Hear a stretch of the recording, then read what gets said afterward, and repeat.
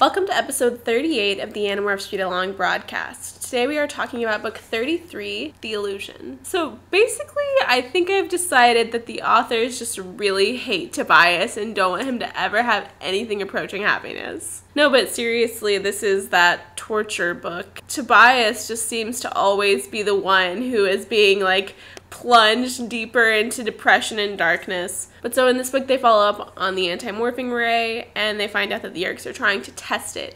So they come up with this kind of super crazy dangerous plan to have one of them get captured, and that way they'll know where the Anti-Morphing Ray is and the others will swoop in and they'll destroy the Ray and save their captured comrade. And Tobias is like, oh, it totally has to be me. If Tobias goes and the Anti-Morphing Ray actually does work, and they won't know because they won't realize that Tobias is an Othlet in hawk form. He's the perfect choice and the obvious choice, but as these things do, their plan kind of goes wonky. This leaves Tobias in the hands of a new character, Taylor, who I think by design looks like Rachel and really reminds Tobias of Rachel. And Tobias proceeds to be tortured by this woman, Taylor. We get a lot of flashbacks during the torturing.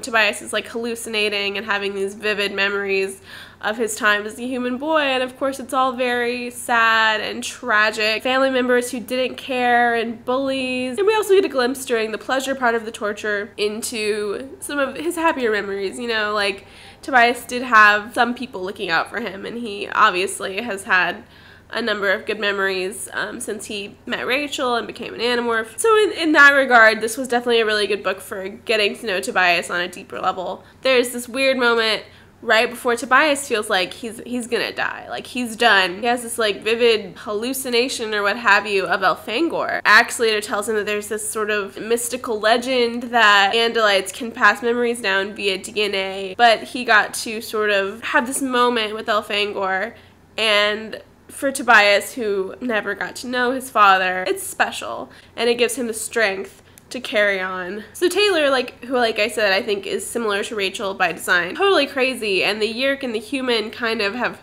commingled and they don't know who's who anymore. She's vindictive and quick to anger and gets a thrill out of torturing people. Obviously Rachel is not like that, but you can see these kind of subtle similarities. If Rachel went too far, she could turn into someone like Taylor. At the end, when Rachel is saving Tobias and she's gonna kill Taylor, and Tobias is like, no, don't do it. He says, Rachel, be Rachel, not her. But I think that is a deliberate parallel. Before all of the horrible torturing is happening, this is actually a really fun, enjoyable book. The part where they're all at this big sharing shindig thing is so funny. You know, Axe is eating cotton candy and sticking his hand in the fondue, and the flies keep getting lost, and Jake is just sitting there unable to really communicate, just I really loved all of that stuff. One of the things sort of happening in the background is that Tom is getting an award for being one of the best sharing members.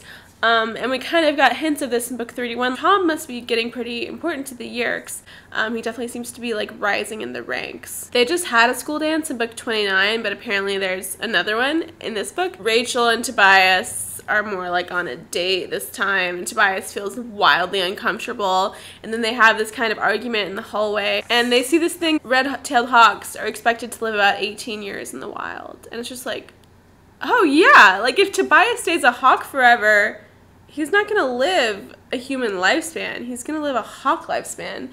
And so that was just kind of a wake-up call. And then they're talking and Rachel says, I'm not just a warrior, I'm a girl. I'm trying not to let myself be dragged off the cliff, away from all the normalcy, into this insane life we live. I don't like what it does to me, Tobias, and I need to be a girl again.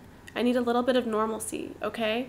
Not a lot, but some. Rachel's becoming a lot more self-aware about just how dark she can go. She's actively trying to seek out things that will help tie her to her humanity and tie her to normalcy.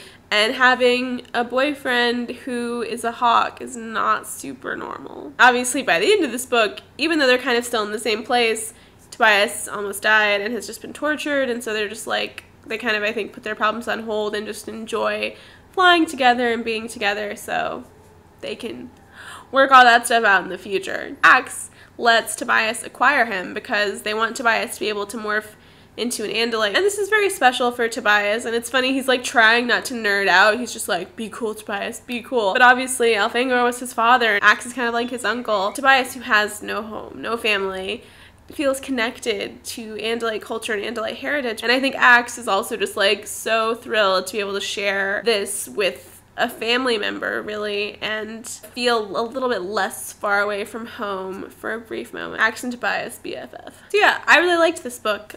Despite all the horror and tragedy, I think it's, like all the Tobias books, a pretty good read. And yeah, those are all my thoughts about Animorphs number 33, The Illusion.